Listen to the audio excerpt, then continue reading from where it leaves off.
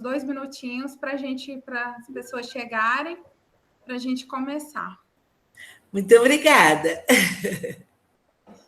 Deixa eu ir lá pegar o fone, peraí. Vou pegar o fone.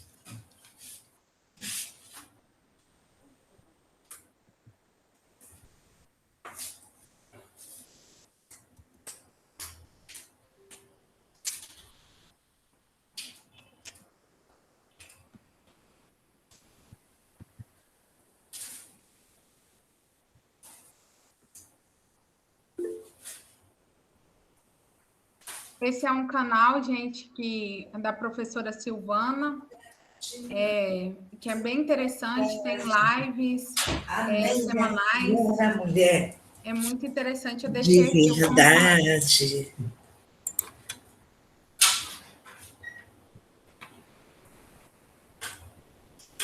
Peraí.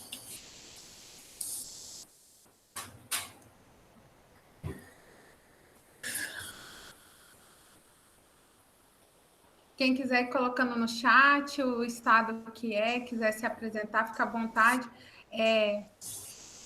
4h10 a gente inicia.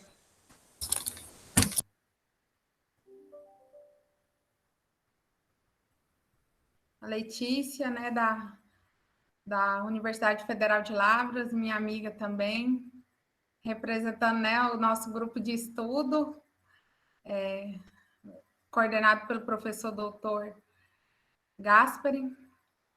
A gente sempre está trocando, Letícia, a gente aqui a gente dialoga.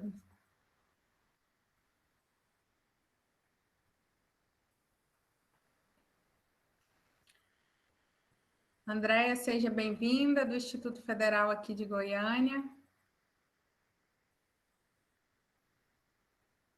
Ana Luísa também, aqui do Instituto Federal. Como eu sou da turma da pandemia e a gente nunca se encontrou, né? Pessoalmente. Eu entrei no período pandêmico, nunca fui no Instituto Federal. O que é? Acho que a gente já pode iniciar agora.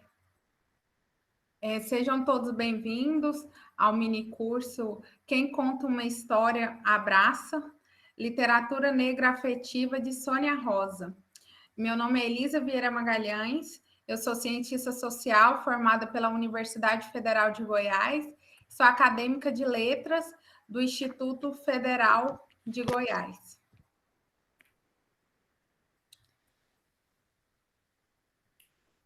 A nossa escritora está presente aqui na sala, um momento de muita alegria e de muita honra para todos nós ter a presença da Sônia Rosa aqui.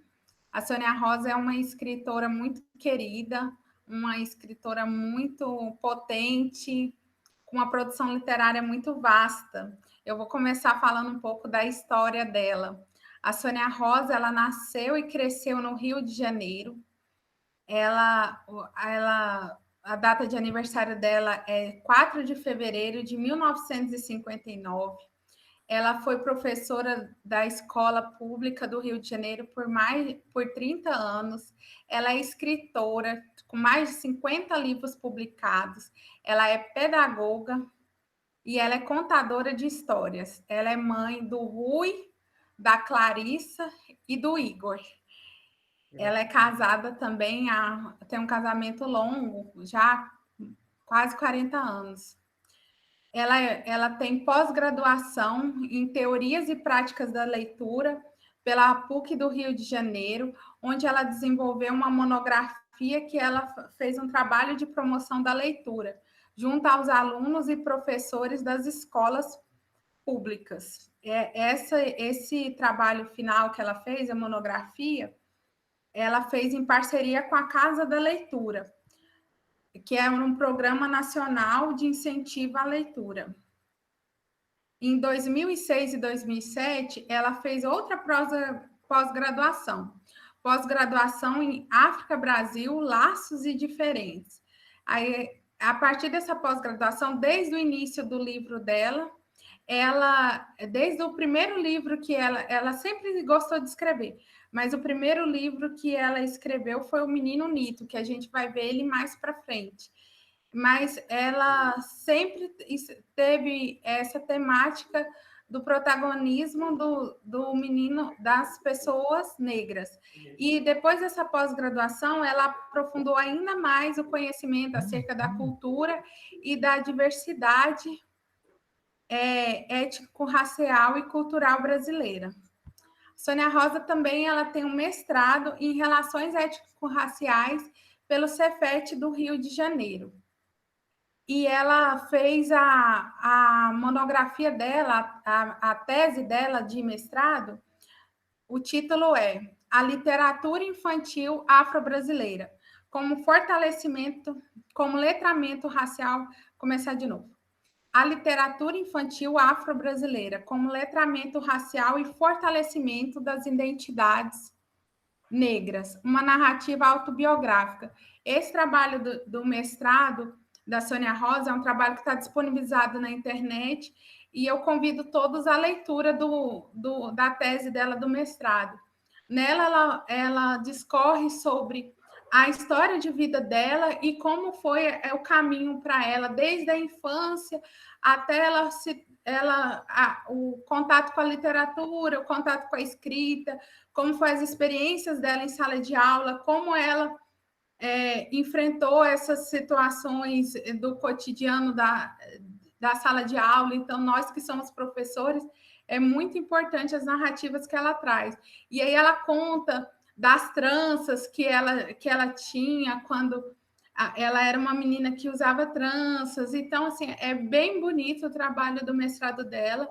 Tem disponibilizado na internet. Eu aconselho todo mundo a prestigiar. A Sônia Rosa, ela sempre gostou de escrever, de ler e de contar histórias para os vizinhos e amigos.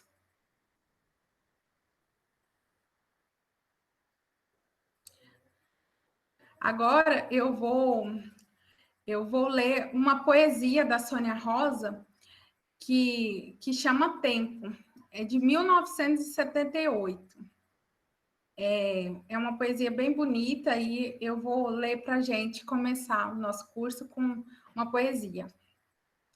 Tempo é trem que corre ligeiro por estradas de muitos ferros, fazendo curvas, balançando fios, esmagando trilhos. Tempo é trem sem destino, de ida sem volta, não para nunca. Carrega pai, mãe, carrega pedaços da gente perdidos em cada vagão. Ai, é emocionante. Tempo é trem que apita saudades, partindo para a terra do nunca mais, deixando para trás gritos aflitos de pare.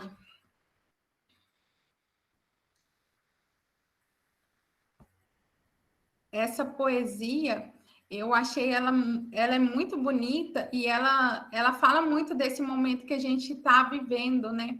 Esse tempo presente de agora, que a gente tem nós estamos na pandemia, né, do coronavírus. Infelizmente, a gente já alcançou uma triste marca, né, de quase mais de 500 mil pessoas, mais de 537 mil vítimas de coronavírus no Brasil. Então, assim, eu achei essa poesia muito, essa relação do tempo, né? O tempo passar e como no decorrer o tempo, o trem e essas curvas que a vida traz, e quando a gente perde pessoas que são importantes para a gente, da nossa família, pessoas queridas, e quando ela fala no final, né? Pare. Então, assim, esse é muitas vezes o sentimento que a gente tem nesse momento, né, sócio-histórico, que a gente tem um desejo que isso acabe, né, que isso pare também. É muito poética e muito profunda, né? Eu escolhi a gente começar com essa poesia que eu achei assim que encaixa muito nesse tempo que a gente vive agora, né? E a Sônia Rosa, ela é uma escritora, né? muito bonito, né? O texto dela é um texto com um ritmo muito bonito, faz uma figura, né?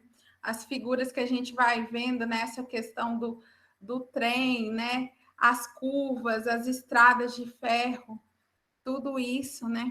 Eu escolhi essa poesia para a gente iniciar o curso.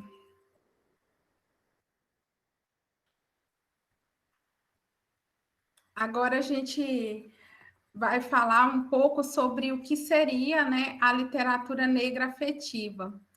Primeiro, eu gostaria de falar aqui das infâncias, né? Eu acredito que não existe essa coisa de literatura infantil, que só, vamos supor, só para criança. A Sônia Rosa, ela não é um...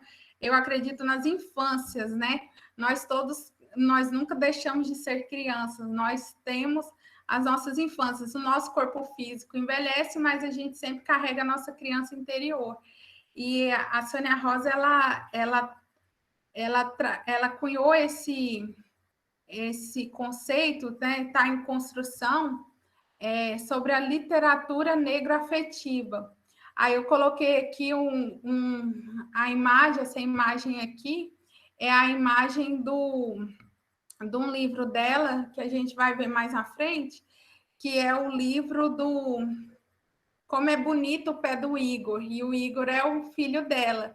Então, assim, a literatura da Sônia Rosa, ela é permeada de afetividade mesmo. Então, a gente, quando a gente passar pelas histórias dela, a gente vai ver que a história dela, todas as histórias dela são amarradas com muito amor, com muito afeto. Quando você lê a história, você se sente realmente abraçado, compreendido. Você lembra da sua infância, e mesmo que você não tenha tido uma infância boa, você sente aquela sua criança interior acolhida. Então, assim, aí aqui eu peguei a frase da Sônia Rosa, né? Ela está presente na tese do mestrado dela, quando ela fala, né? Eu sou uma mulher negra e produzo livros com temática afro-brasileira e protagonismo negro para as crianças. Adotar identitariamente o meu fazer literário como sendo uma literatura infantil negro implica em assumir um lugar no mundo dos livros. Muito importante que a Sônia Rosa, já no primeiro livro dela, que a gente vai ver mais na frente, O Menino Nito, é sempre o protagonismo dos personagens negros.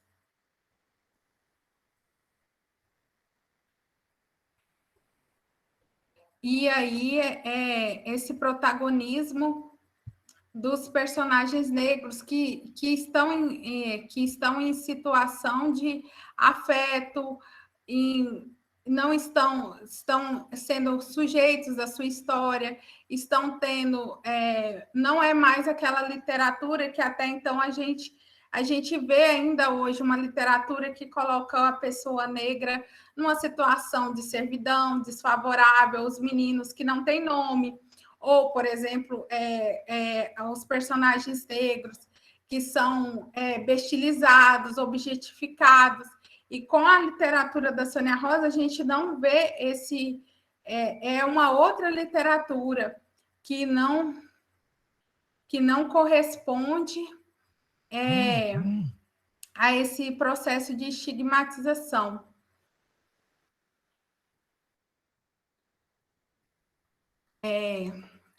Agora a gente eu vou dando prosseguimento aqui.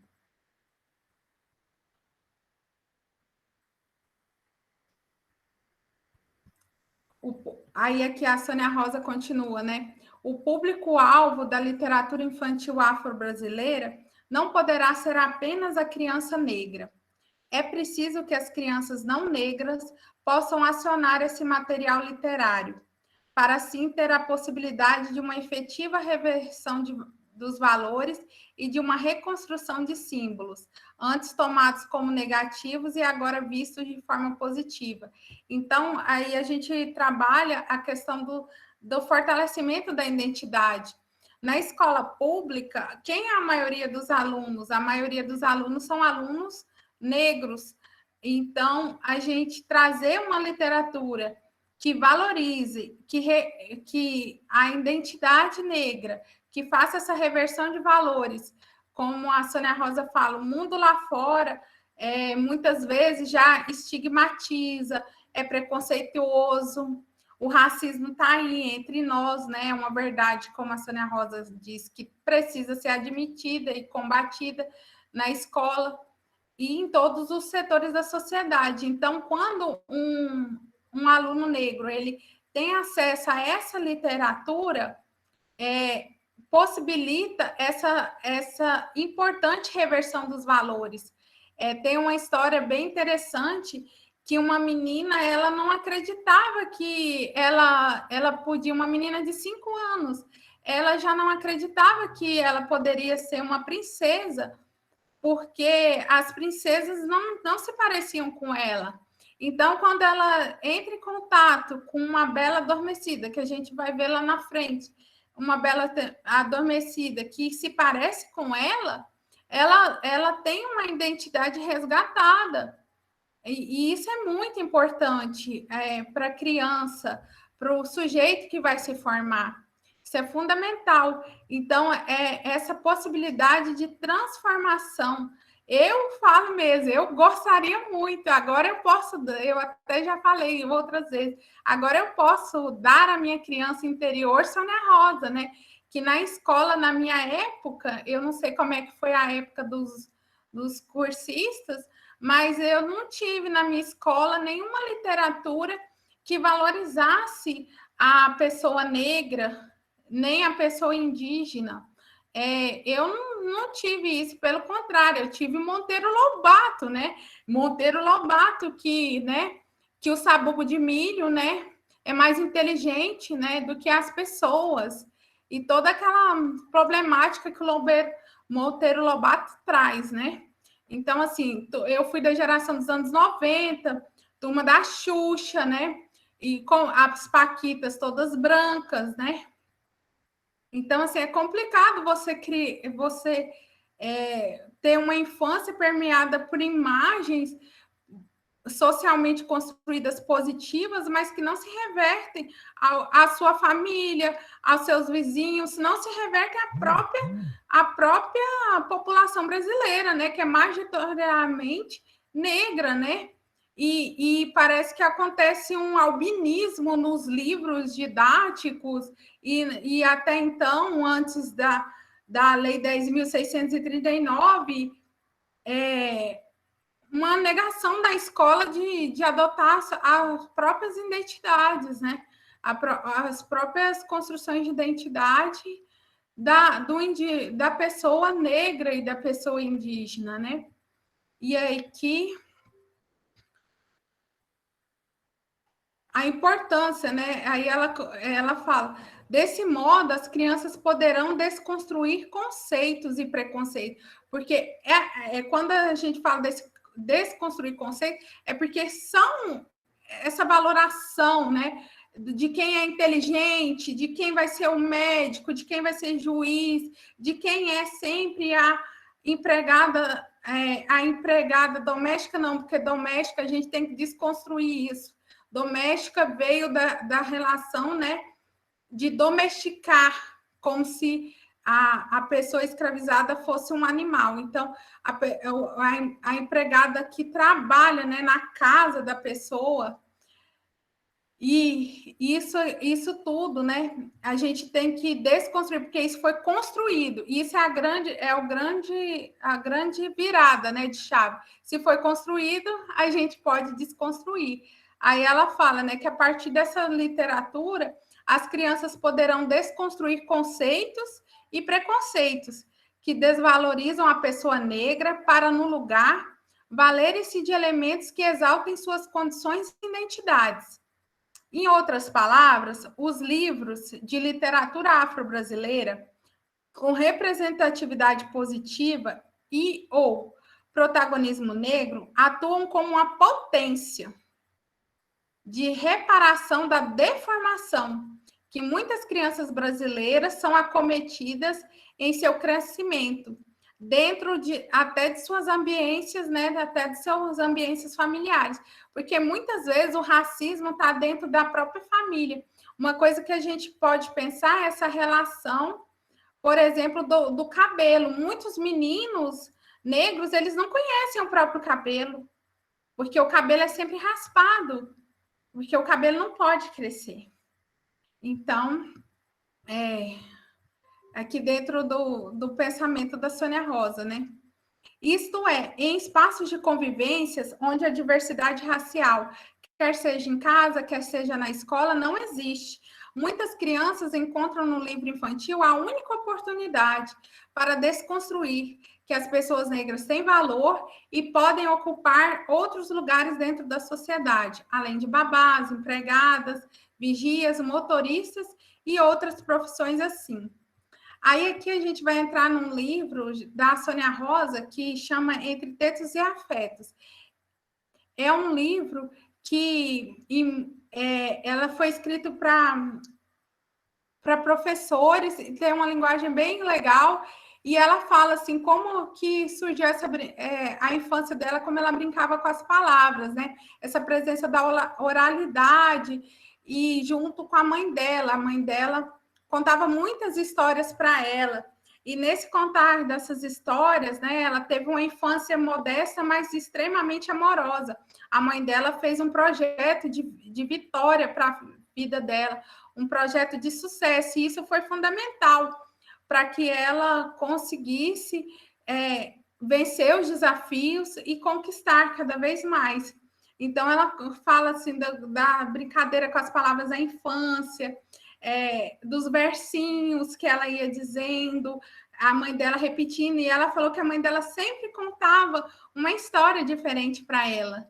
Então, isso foi fundamental para esse poder da literatura, né? Aí a Sônia Rosa ela é pedagoga, né? E aí ela fala que o Paulo Freire é o grande mestre dela, né? E justamente essa questão da amorosidade, a generosidade e o afeto no ato de educar.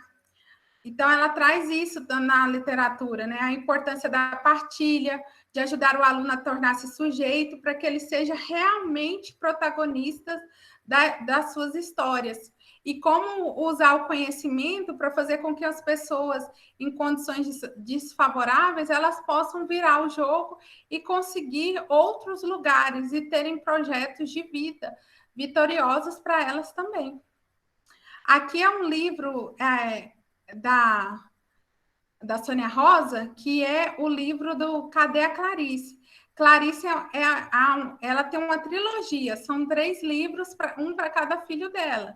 E a Clarice, esse livro é muito legal, é um livro que ela brinca, naquela fase que a criança está brincando, engateando, aprendendo a se esconder. Aí ela fala, onde está Clarice? Ela está debaixo da mesa, onde que ela está? E é uma brincadeira, assim, poética. E quando a criança está aprendendo a andar, e ela vai se escondendo, né? É muito lindo esse livro. Esse é outro livro, esse eu amo. Como é bonito o pé do Igor. O Igor, ele nasceu e o pé dele era muito bonito e todo mundo queria ver o pezinho do Igor. E aí, a mãe, quando nasceu, veio o pai, veio a avó e todo mundo queria conhecer o pezinho do Igor. E aí esse livro tem uma passagem muito bonita, como ela faz a passagem do tempo. Ela usa a passagem do dia, da noite, e assim o Igor vai crescendo e o Igor vai para a escola. E hoje, gente, o Igor, ele é escritor, ele já tem 3 livros publicados. E eu achei muito linda, os livros são incríveis. E essa passagem de tempo com o dia, com a noite, e o Igor vai crescendo, e o Igor vai para a escola, e hoje o Igor já é escritor. E agora a gente vai para o outro livro. Lá vai o Rui. Aí eu vou ler aqui a história do livro do Rui. Lá vai o Rui. Desligar a televisão, correr para fazer gol. Lá vai o Rui. Pular o carnaval, olhar as formigas no quintal. Lá vai o Rui. Brincar na praia. Lá vai o Rui, soltar a pipa até perdê-la de vista, ouvir histórias na escola. Lá vai o Rui andar de carrinho no supermercado, tomar sorvete bem acompanhado. Lá vai o Rui. Ah, tudo imaginação. Porque hoje ele não vai sair de casa, não. Como isso também tem a ver com esse tempo, né, que a gente vive, que a gente imagina tanta coisa, mas muitas vezes a gente não pode sair. O Rui também é um filho da Sônia Rosa. Esse aqui é outro livro dela, Os Tesouros da Monifa.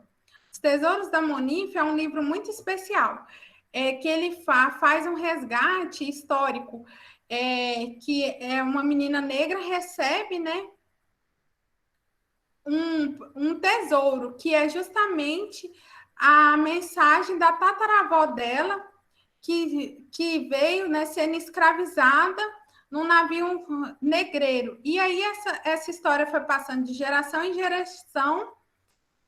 Ela mesma escravizada, ela aprendeu a ler e ela escreveu, deixou um legado para os meus filhos e os filhos dos meus filhos. Então, essa história, ela conta da tataravó, que é a Monifa. É uma história muito interessante, que ao ter esse contato com a tataravó, com esse tesouro que ela deixa, ela também tem um contato com as suas próprias raízes. Esse aqui é a Alice V. A Alice V é aquela fase que as crianças, né, pequenas, como elas veem o mundo de uma maneira diferente, né, e como tudo para elas tem mais brilho, mais cor. Então, por exemplo, a Alice está andando aí, ela vê, por exemplo, quando ela vê uma praça, ela fala que a praça abraça brinquedos e criança, que os carros estão conversando na rua. Me lembra até como a gente pode parafrasear, né, a vista cansada, né, aquela crônica do Otto, que quando a gente cresce, a gente tem essa vista, né, cansada, mas a criança ela não tem essa vista, tudo ela vê de uma maneira mágica e especial. Então, os livros da Sônia Rosa são extremamente poéticos, né, e é uma construção muito bonita. Esse aqui é um livro que a Sônia Rosa escreveu na pandemia, enquanto o almoço não fica pronto. É a família negra, né? E aí ela fala desse elogio do cotidiano, que ela descreve uma manhã qualquer, né? Que quando a gente está fazendo o almoço, e o tanto da riqueza dos detalhes e como a gente traz aqui a cultura afro-brasileira, o arroz com feijão, o jeito de fazer, o vira-lata brincando. Então, tudo isso é de uma maneira muito poética, né? Eu estou aqui falando assim por cima, mas o livro, né, a escrita, traz muito mais elementos. E aí ela fala que esse livro, né, é um convite para a gente prestar mais atenção para os afetos, para as coisas do dia a dia, né? Então, assim, esse livro é lindíssimo também. São obras maravilhosas. E aqui a gente vai falar um pouco das conquistas da Sônia Rosa.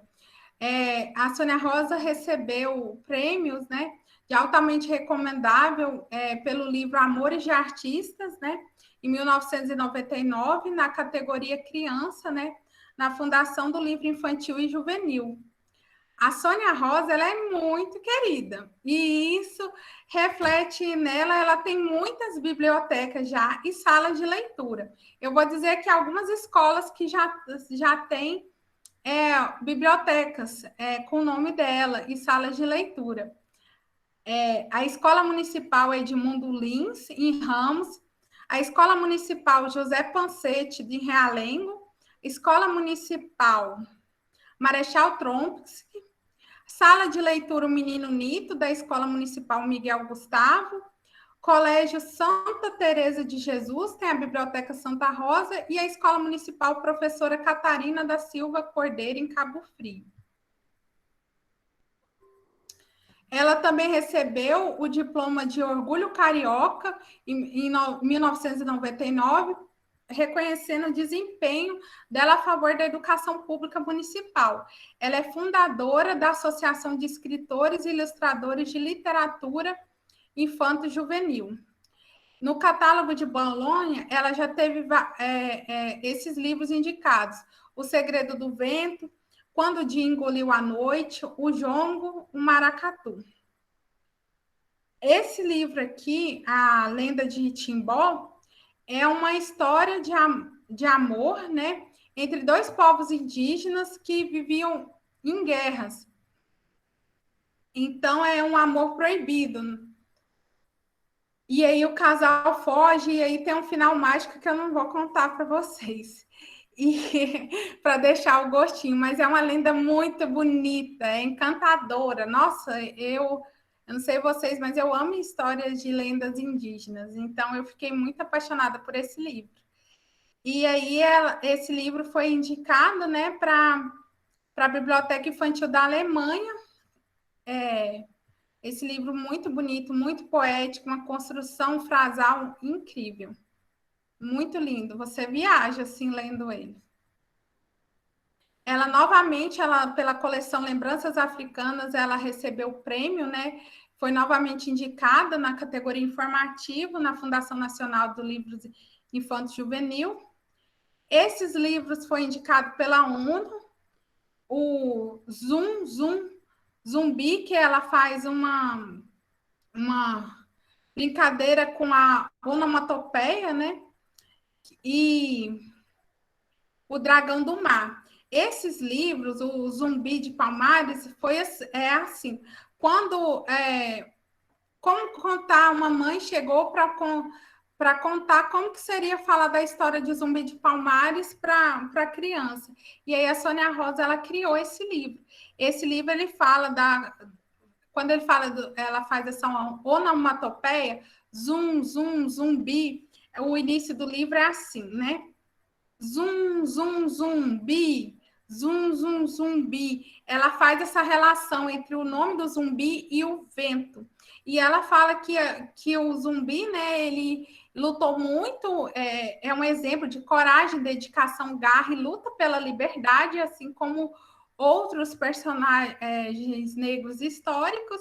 E o zumbi, ele amava, e aí essa conjunção, né, da liberdade, também com a questão do vento, né?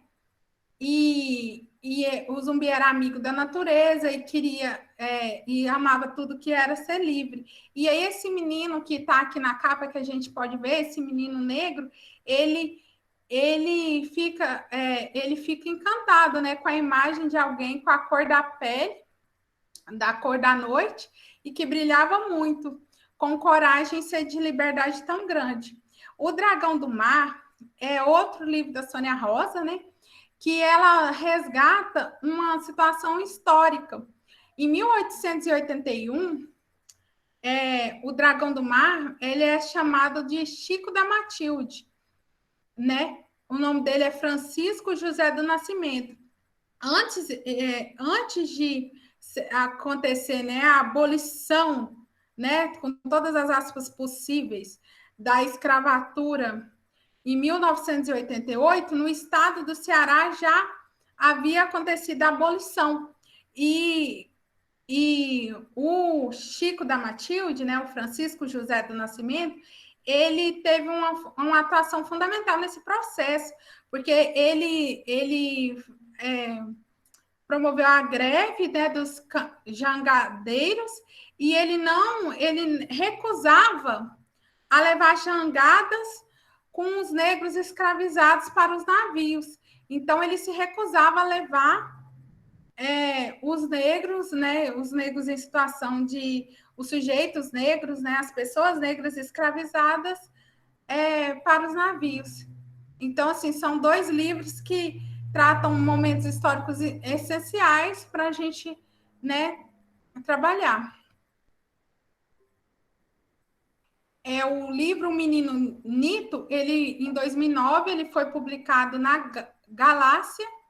E em 2014, na Bolonha, a Sônia Rosa participou junto com o Daniel Munduruku de uma mesa, né, sobre diversidades étnicas. No catálogo da Bolonha, também foi indicado, né, os livros Quando a Esperança Quando a Escrava Esperança Garcia. Esse livro é um livro muito importante. Esse livro já foi editado na França, no Canadá, nos países de língua francesa do continente africano e nos Estados Unidos. Esse livro é um livro que tem um mote, uma carta histórica que foi escrito no século XVII, em 6 de setembro de 1770. A história desse livro é que a Fundação dos Palmares entrou em contato com a escritora Sônia Rosa, né, pedindo para que ela escrevesse um livro sobre uma pessoa em situação de escravidão. E aí ela foi pesquisar na internet e ela encontrou essa carta real. Essa carta é datada de 1770, né, que essa mulher, né, em situação de escravidão, né, escravizada, ela escreve, o nome dela é Esperança Garcia, ela escreve ao governador, naquela época, em 1770. Ela escreve, né, para o governador da Bahia, da capitania do Maranhão, né, que ele chamava Gonçalo Lourenço Botelho de Castro. Ela escreve falando sobre as atrocidades, né? Tinham separado ela dos filhos, né? E ela escreve tudo isso, cobrando atitudes que é uma carta muito, muito profunda e que demonstra a desumanidade, né, que acontecia. E aí a Sônia Rosa, ela reproduz essa carta, né? Ela faz uma história sobre essa carta e resgata esse documento histórico, né? E aí ela participa de muitas feiras literárias e tudo mais. E também aqui eu vou trazer o outro livro, né? O livro Histórias Amareladas. Esse livro é um livro de memórias que vai falando sobre as lembranças da gente da infância, né? Da infância da gente, das coisas que a gente passa. E é um livro que vai resgatando, né? Como a nossa infância ajudou a formar nossas identidades e como essas situações que a gente passa, né? Elas são marcantes e determinantes para a nossa história. Essa aqui é a Lindara, gente. A Lindara é igual a Elisa, fala pelos cotovelos. E aí, a Lindara é uma menina que conversa bastante. E aí ela pode ser uma metáfora também, né? Sobre essa questão da oralidade e como muitas vezes, né, as crianças são silenciadas e como essa questão da importância da palavra, da escuta amorosa, ativa. Não, é lindíssimo, Tereza. A Lindara é um sonho. E é um livro mais bonito que o outro, gente. São 50 livros publicados, né? Tem uma vasta, né, obra poética e literária. Agora eu vou mostrar para vocês esse aqui, A Bela Adormecida do Samba. É uma adaptação, né, do clássico da Bela Adormecida, mas que traz as singularidades da cultura afro-brasileira. Então, tem o carnaval, as escolas de samba, as passistas, né? É uma história linda, né? Que celebra a beleza, a alegria, a emoção, a ancestralidade, o amor, a criatividade, o encontro e a união. Abram alas, minha gente. A Bela Adormecida do Samba pede passagem. Essa aqui, gente, esse livro aqui é 3 Histórias de Encanto. Ele é um livro muito importante também, ele é um livro poético e ele é um livro mágico, é uma história fantástica, que a menina, ela senta e ela começa a conversar com objetos inanimados, e tem a história de rio, tem a história de várias coisas, assim. Então, assim, são contos mais, assim, tipo da transição da infância, né, para a fase, para o amadurecimento, assim. A Dona Brígida é uma história de uma rezadeira da infância da Sônia Rosa. Ela é tantos mistérios, né, que tem entre a terra e o céu.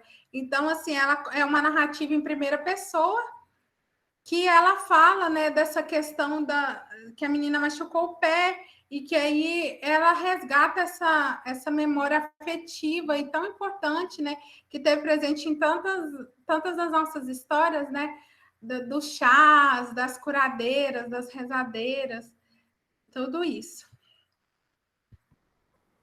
A vovó Benuta é uma história de uma vovó que cuidava das crianças, né? Sabe aquela pessoa que olha as crianças para os outros ir trabalhar? Essa era a vovó Benuta. Aí até que acontece um problema e a prefeitura quer fechar, né, o lugar que ela cuidava das crianças para regularizar. E aí a história, o mote da história é por aí. Aí vai se resolvendo assim.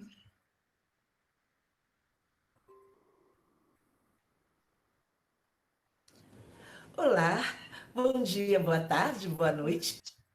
Eu vou passar agora a história do menino Nito.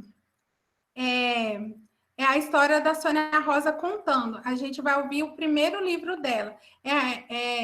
A gente vai ouvir, se o áudio estiver bom, vocês me falam, se precisar aumentar um pouquinho mais. Está ok, Elisa, estamos ouvindo bem. Obrigado, Emma, muito obrigada. Estou aqui para contar uma história. E lá vai. Quando o Nito nasceu, foi uma alegria só. Todo mundo ficou contente. De tão gracinha que era, logo, logo começou a ser chamado de bonito. Bonito para cá, bonito para lá, até ficar apenas Nito. Todo mundo achava lindo. Mas Nito tinha um probleminha, chorava por tudo. Quanto mais crescia, mais chorão ficava. Toda a gente foi ficando preocupada. Que menino chorão! Falava o pai, para de chorar. Falava a mãe, e era aí que o Nito abria aquele bocão que dava até para contar todos os dentes. Um certo dia, o pai chamou seu filho no canto e falou muito sério. Ô Nito, você está na hora de parar de estourar a turma. E tem mais, homem que homem não chora. Acabou o chororô de agora em diante. Você é macho, viu? O menino ouviu tudo, calado e assustado, e depois ficou pensando naquelas frases que o pai falou. Acabou o chororô, homem não chora, você é macho. E agora, Nito, o que fazer com aquelas lágrimas que havia guardado para aquelas horas? Pois é, Nito só tinha uma única saída: engolir todo choro que tivesse que chorar. Pronto, estava resolvido. Homem que homem não chora, o negócio é engolir o choro todinho. E assim, desde a conversa com o pai, ninguém mais viu ou ouviu Nito chorar. Ele passou a engolir uma média de uns 20 choros por dia. Dava aquela vontade de chorar.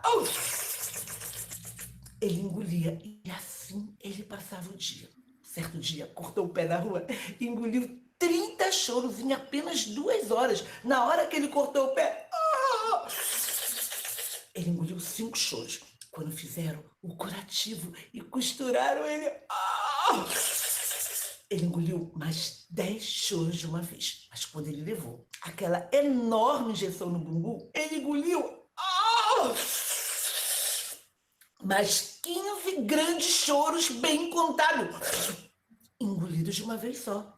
E o pessoal foi ficando com a pulga atrás da orelha. O Nito, que corria para lá e para cá, foi parando de correr, foi parando de pular, foi parando de brincar. E ao final de um mês, o menino não aguentava nem levantar da cama, de tanto que pesava os choros engolidos. O pai chamou a mãe no canto e falou muito sério. Olha só, o nosso filho não está bem. Precisamos chamar o médico. Ele está doente. E assim eles fizeram. Chamaram o doutor Emoré, um velhinho simpático que sempre cuidou de plantas e crianças. Doutor Emoré chegou logo, conversou com o pai, conversou com a mãe e foi ver o menino. Mas Nito estava tão cansado e tristinho que quando ele viu o doutor Emoré, ele quis logo chorar. E rapidamente ele engoliu esse choro. E depois dessa engolida, ele não conseguia nem abrir os olhos.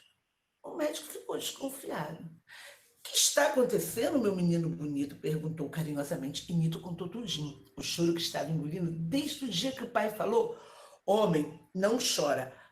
Ah, Nito!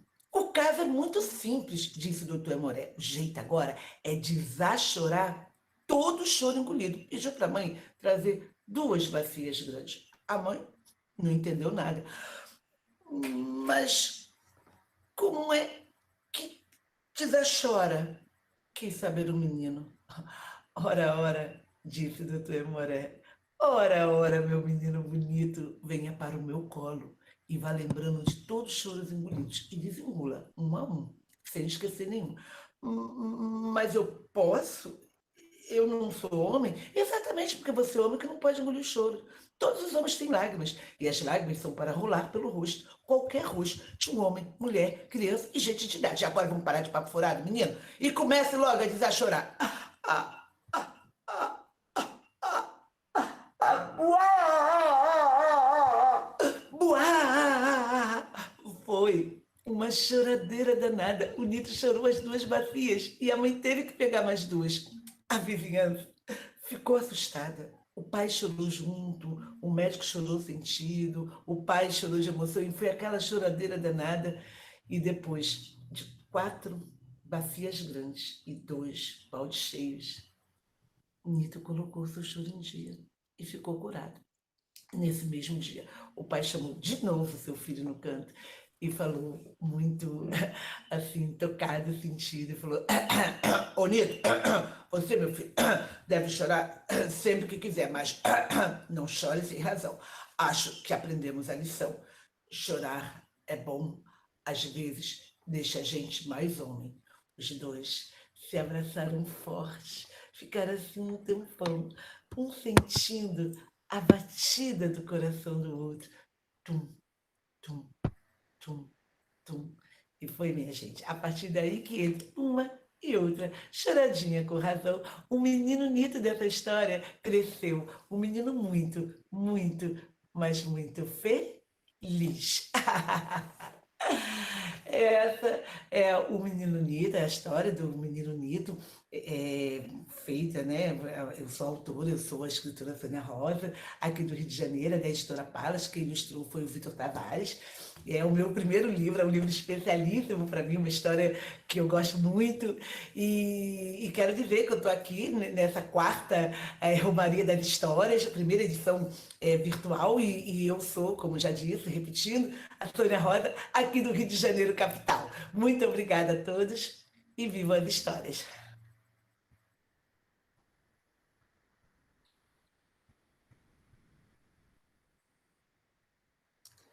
Sônia Rosa, você poderia agora.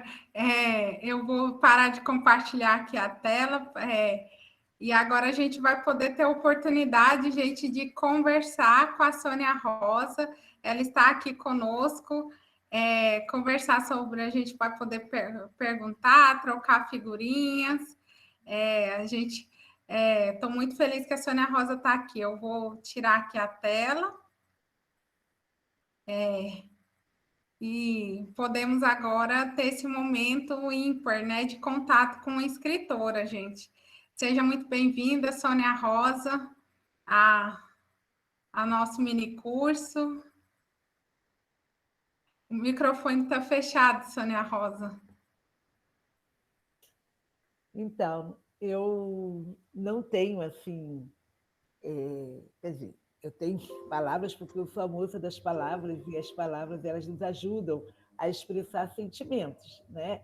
É para isso basicamente que as palavras servem, para que a gente possa deixar o sentimento transbordar através das palavras, quer sejam escritas ou faladas. Então, eu quero dizer que eu estou bastante emocionada de receber essa homenagem, esse prêmio, de vocês terem se preparado para fazer um trabalho em cima da minha obra, em cima da minha vida, em cima das coisas que eu falo, que eu escrevo, né, da minha forma de existir. Então, Isso é muito caro, isso é muito precioso, isso não tem absolutamente como mensurar no sentido de que, realmente, apesar de eu ser amiga das palavras, e as palavras servem para traduzir, né, os sentimentos, não existem palavras suficientes para o meu agradecimento dessa singeleza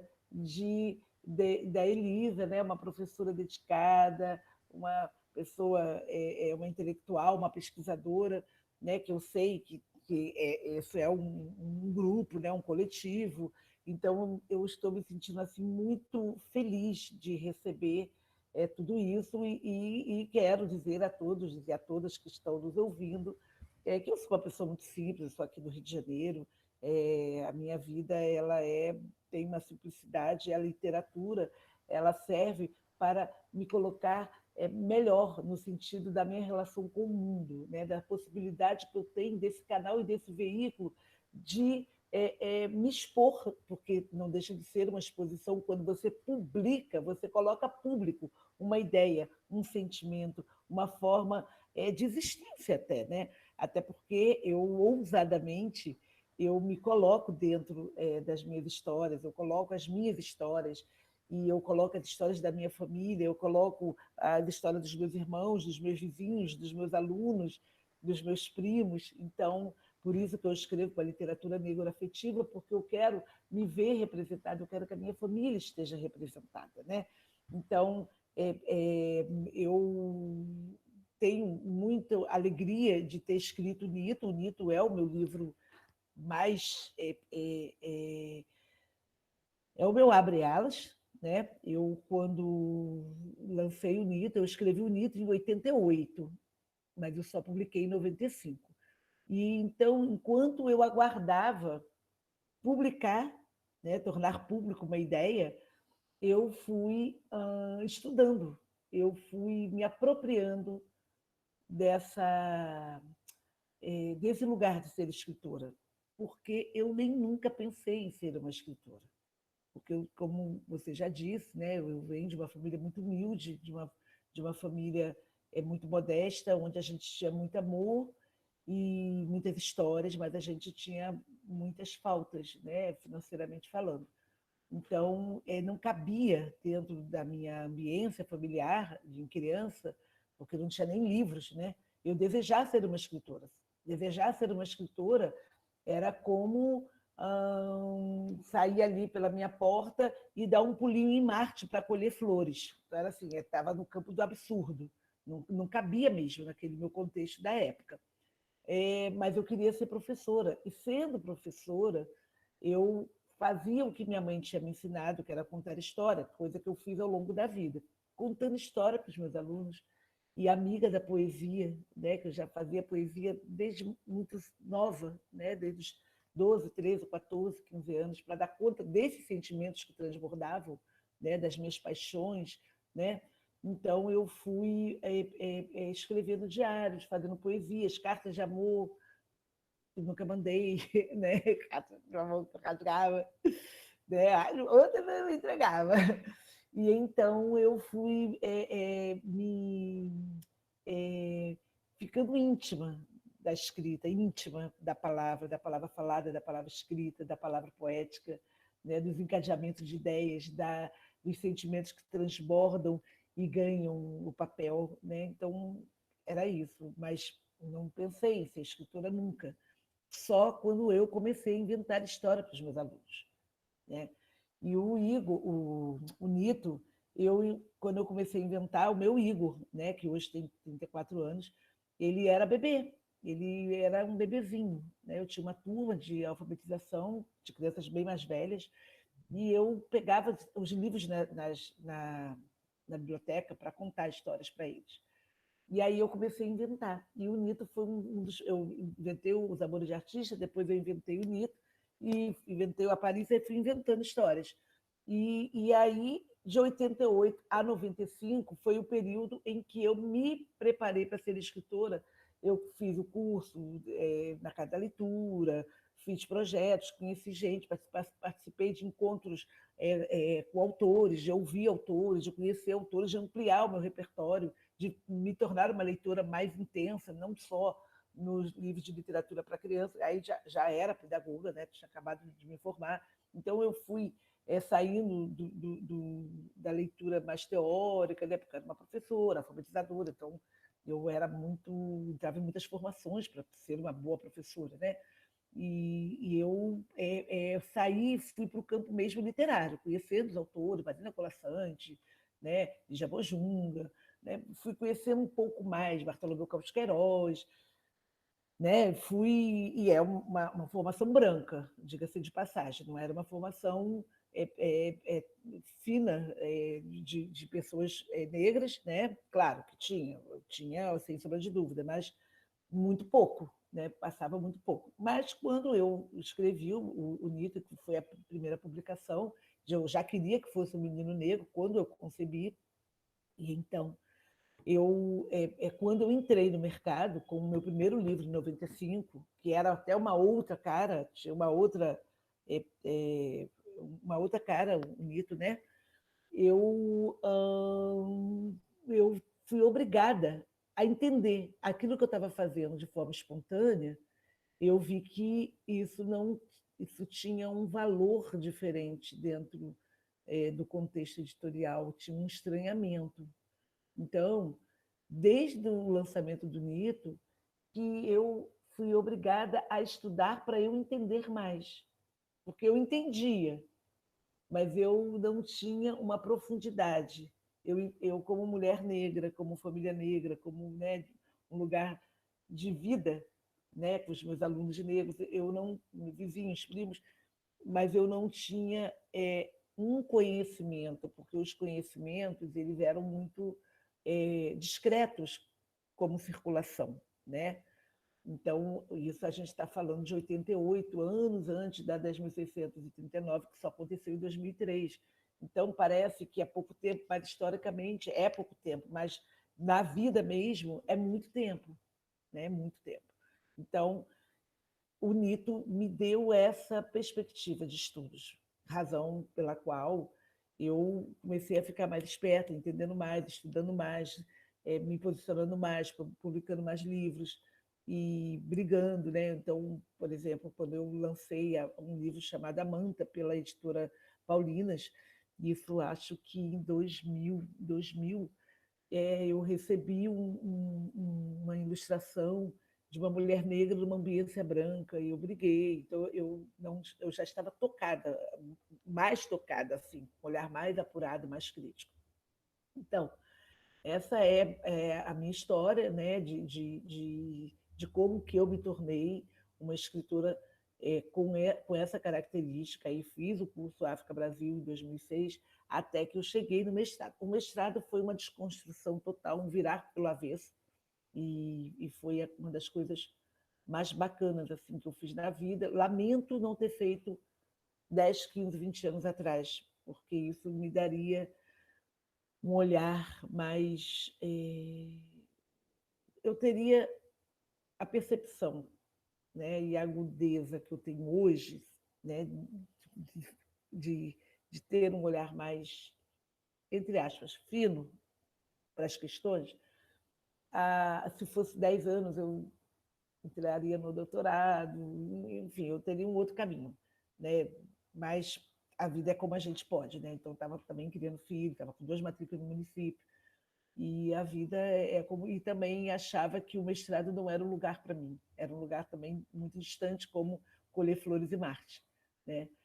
Porque é isso que o racismo faz também com a gente, né? Da gente duvidar do potencial, era uma coisa que não cabia na minha vida. E hoje eu falo para todo mundo, faça mestrado, cabe na vida sim, é preciso que a gente chegue nesse lugar, porque esse é o lugar de todos, e é preciso que ele seja de todos. Então, basicamente é essa a minha história, minha vida, é uma história que está sendo costurada tanto no aspecto literário, que é o que me interessa, que é o que eu gosto, porque é a minha relação com a criança, que é renovadora para mim, né? E também no aspecto teórico, que eu faço visitas mais esporádicas, né? Assim, eu vejo o livro de literatura infantil com possibilidades de letramento racial, que é um conceito, né, bacana de saberes ligados à racialidade, e eu tenho escrito, né, tenho falado, estou nesse momento fazendo um livro, estou concluindo, né, isso tem me ocupado bastante, que é o Conversa Preta, que são reflexões para professores, especialmente. Estou com uma publicação de A Força das Falas Negras, que são 17 depoimentos de pessoas amigas, pessoas da minha rede de afeto. Eu fiz a curadoria. Então, eu estou realmente assim muito tocada com as questões, né? E eu tenho me preparado e tenho estudado bastante. Faço uma consultoria numa escola aqui de educação infantil aqui no Rio, faço com os pais, com os professores, voltado para o letramento racial, né? Que são essas discussões, porque, na verdade, a grande pauta é, se você traz a 10.639 para o currículo, de fato, você tem material para trabalhar o ano todo. Não causa estranhamento, né? Não causa estranhamento de saber que existe o racismo, que ele é estrutural, que ele está nas convivências. Não causa estranhamento quando eu falo que falar de zumbi, falar dos quilombos é uma entrada para você falar de muita coisa, de resistência, de humanidade, de afeto, de formas criativas de relação, de gosto pela liberdade, né? Para desconstruir aquelas imagens sádicas que circulavam quando eu era criança, né?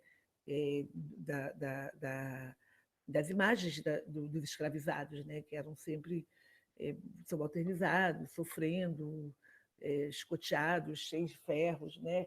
Em contrapartida, por exemplo, da princesa Isabel, que eu fui ensinada a amá-la, né? Era a redentora, a mulher da realeza, né? Então, são questões muito sérias, né? E eu hoje tenho falado com escolas de todo o Brasil, e eu tenho muito prazer e alegria de falar com os professores, principalmente as escolas públicas, e também as escolas não públicas, que também acho importante, e principalmente no que diz respeito à formação das crianças e não à deformação das crianças, né? No que tange à questão racial.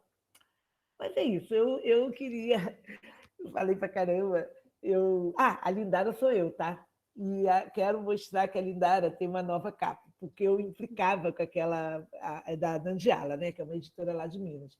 Eu implicava com a Lindara, com a outra Lindara, que a capa ela até é bonita, a menina é bonita, é linda, mas as outras imagens elas não estão bacanas, elas são imagens antigas que parecem da década de 60.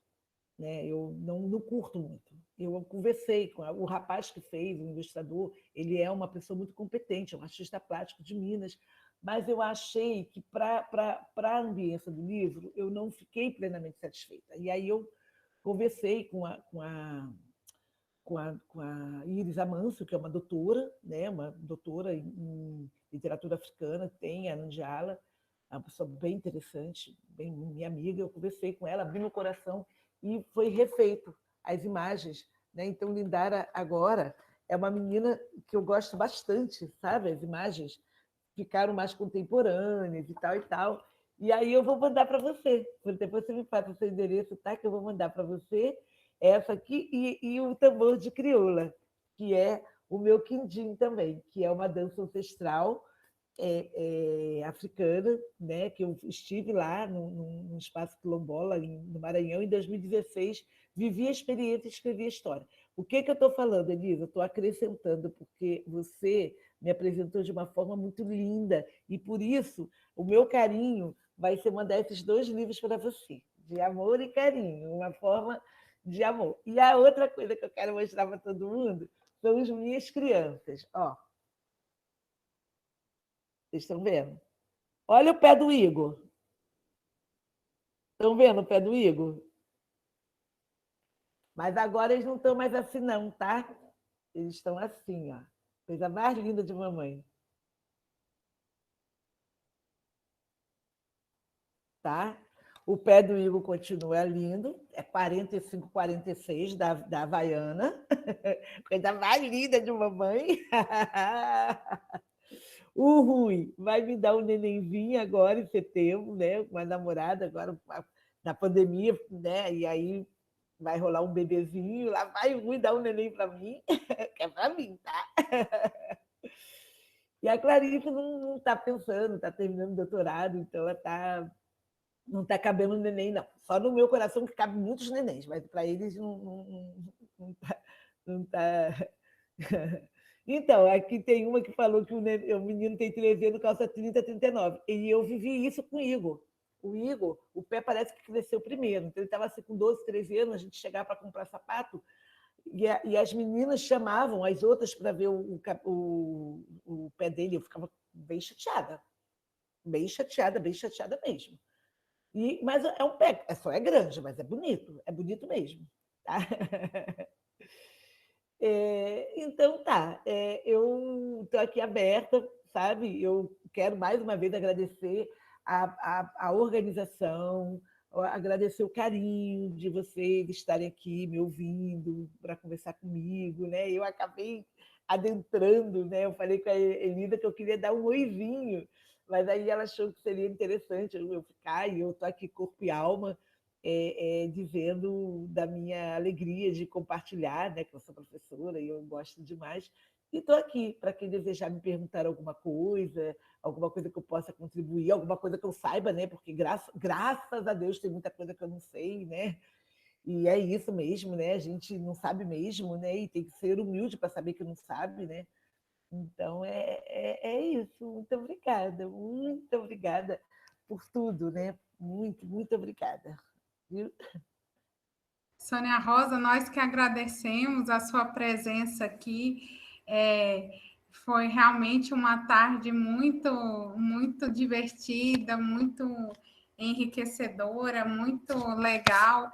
E eu queria fazer uma perguntinha para você que eu não conhecia, gente. Eu conheci agora o Igor.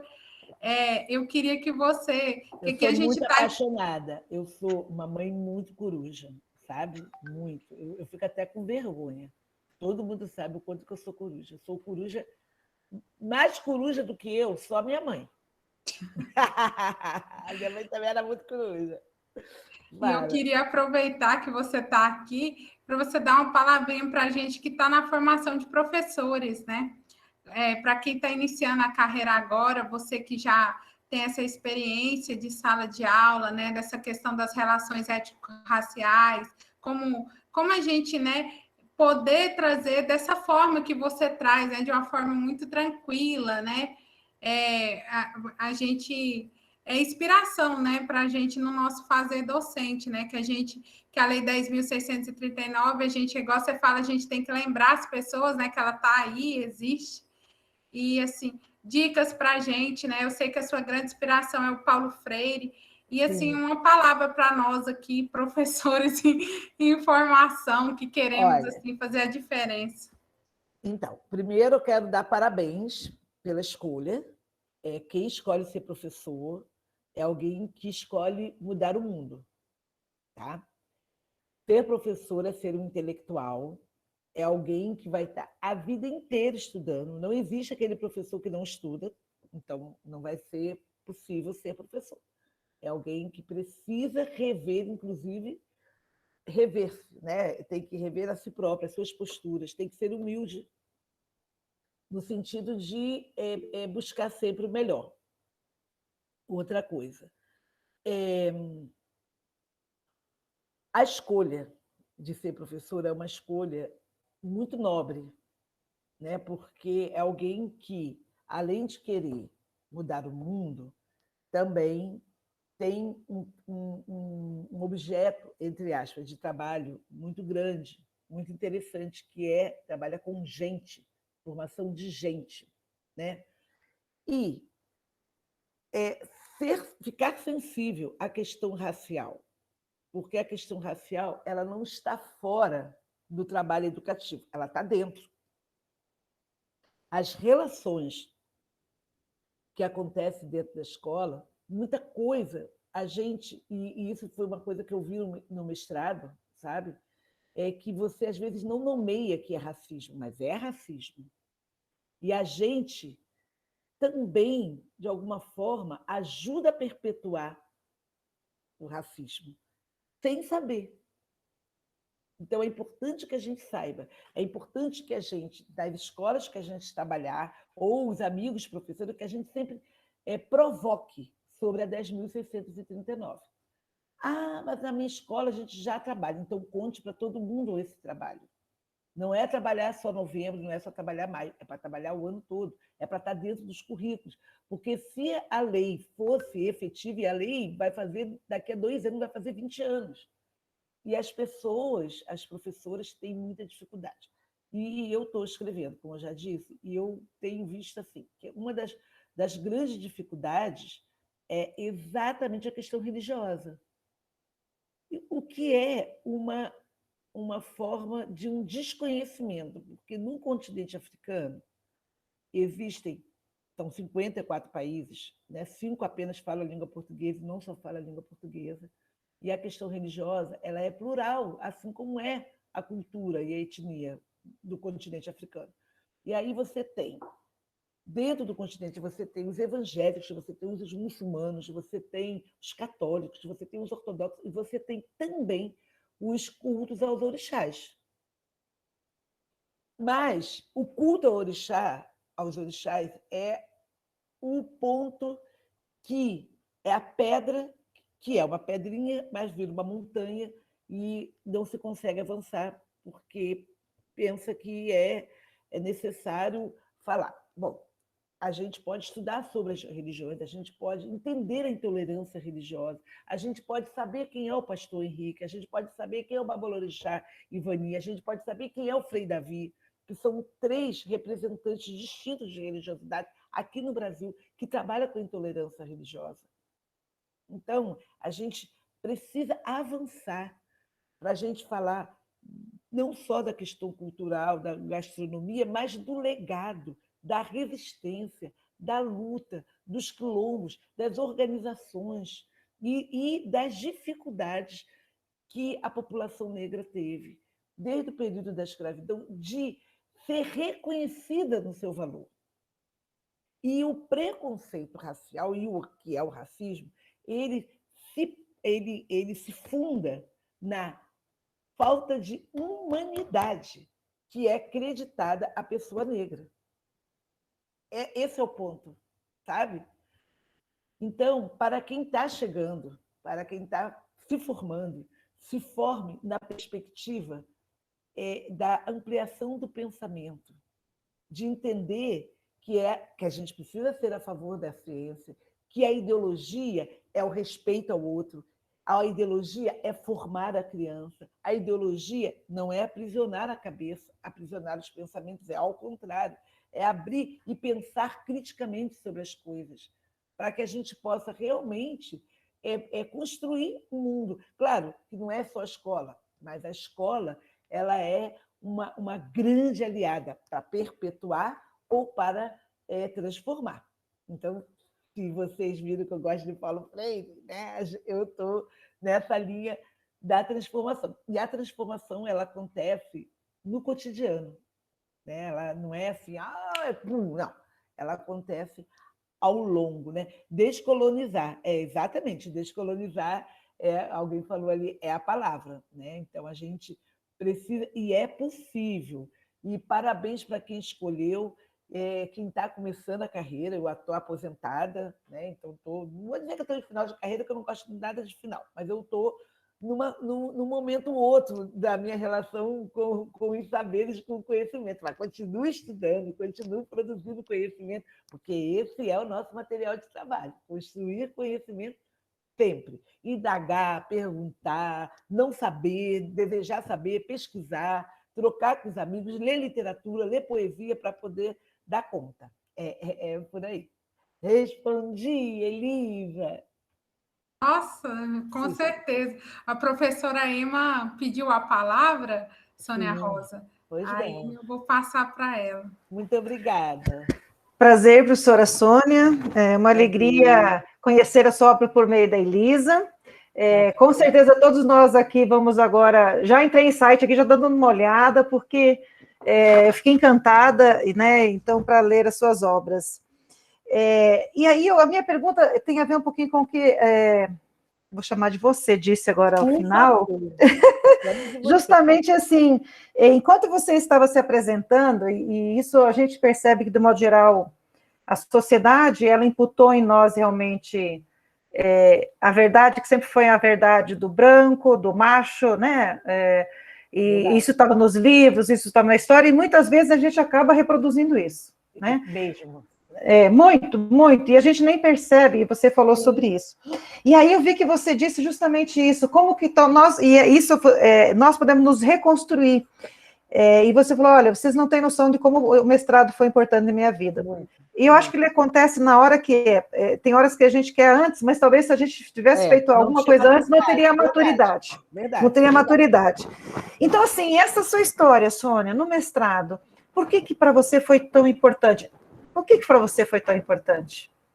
Olha, porque foi a coisa mais emocionante que eu já fiz na vida. A minha primeira semana de mestrado, eu chorava, porque eu estava entre jovens, né? E aí eu lembrava dos meus irmãos, né? Que não tiveram essas oportunidades. Aqueles jovens empoderados, muitos frutos das cotas, sabe? Então, foi muito emocionante para mim, de eu conseguir aprofundar os estudos num assunto que é muito caro para mim, que é identitário, e também de desvelar saberes, né? Nunca antes imaginado, né? Eu tive uma experiência de remoção quando eu era criança, da favela que eu nasci, e me contaram uma mentira, né? Me contaram uma mentira dizendo que era por conta da feitura de um centro cultural, do planetário.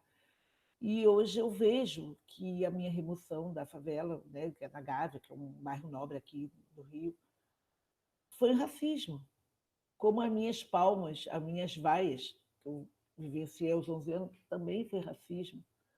Como experiências que eu vivi, coisas que eu vi em criança, adolescente, racismo. E o que é o lugar da branquitude, né? De como que a gente é olhada, né? Experiências que eu vivi, por exemplo, né? Eu até escrevi essa semana, a minha mãe era uma pessoa muito simples, e ela foi ao médico, ela tinha problema de pressão, então o médico olhou para ela, chegou, deu a receita em 5 minutos, falou, a senhora tem que emagrecer, que a senhora parece um elefante. E mandou chamar o próximo. A minha mãe ficou uma semana perguntando, você acha que eu estou parecendo um elefante? Você acha que eu sou gorda? Sabe, isso é de uma maldade. E o nome disso é racismo.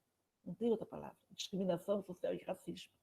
Então, o mestrado, as luzes já tinham acendido para mim, mas o mestrado me deu a possibilidade de acender holofotes, né? Então, a minha percepção ficou muito mais aguçada. E o meu desejo de me posicionar, né? De compartilhar, né? Porque eu sou uma educadora, e esse é um grande lugar, né? que eu estou. Então, o meu trabalho é sensibilizar, é desconstruir, é criar um desconforto no sentido do trabalho educativo, né? Não aqui, não ali ou lá, mas assim, qual é o trabalho educativo? Você está o menino não sabe ler, ele sofre, aprende as letras, e aí no final ele vai aprender a ler. E aí é libertador e curativo. A mesma coisa. Então, esses conhecimentos ligados à racialidade, que é o letramento racial. Você entra em contato com questões muito sérias e graves, desconfortáveis, principalmente se você está em privilégios. Se você é uma pessoa branca que tem os privilégios, que no teu radar não tem ninguém que não seja branco, que os negros no seu entorno só estão em lugares subalternizados. Então, você entrar em contato com o seu privilégio, o que é que você fez com os seus privilégios ao longo da vida, sabe? Isso é muito delicado. Mas quando se atravessa isso, e aí, que é a branquitude crítica, né? Quando você percebe, né, os pactos narcísicos, sabe, da Cida Bento, que é um conceito maravilhoso, né? Você faz, mesmo sendo uma mulher branca, né, ou um homem branco, se consegue ser mais um para a causa, não precisa ser uma pessoa negra, até porque a questão do racismo interessa a todos nós, né? Eu sou uma mulher negra de pele mais clara e isso me deu privilégios, diferente dos meus irmãos, que eram pessoas negras de pele escura, não tiveram o mesmo privilégio. Ou pelo menos um ou outro privilégio, né? Tá certo? Sônia, maravilhoso. É justamente isso. Assim, como a gente precisa mudar essa nossa sociedade, né? É difícil, é difícil. As pessoas, é difícil. As pessoas, eu falo que sempre isso, as pessoas veem, mas não enxergam, mas não querem ver, não né? querem, porque não... É impressionante. Essa semana também, semana passada, eu não comprei o livro que eu quero ler ainda, de Jamila Ribeiro, que ela vai dizer o lugar da fala. Eu não li ainda, eu quero ler. Porque, assim, eu sou sensibilizada com as questões indígenas, né? Agora, nesses últimos tempos também, com a questão de estudos também, porque eu estudo a questão da diversidade, de modo geral, e eu quero falar justamente desse momento. Eu falei isso também ontem na nosso simpósio. A gente nunca vai conseguir falar, nós que tivemos as portas abertas com muito mais facilidade, do que realmente quem sofreu tudo isso que você acaba de dizer aí, né? Mas eu quero dizer que eu estou junto, que a gente é mais uma que pode estar junto nessa luta, nesse sentido, né? De a gente poder, nunca vai conseguir falar, mas como? Quem viveu, mas que a gente pode estar junto e dizer, eu estou nessa luta porque esse mundo é injusto, esse mundo foi historicamente injusto, né? Historicamente injusto. Sim.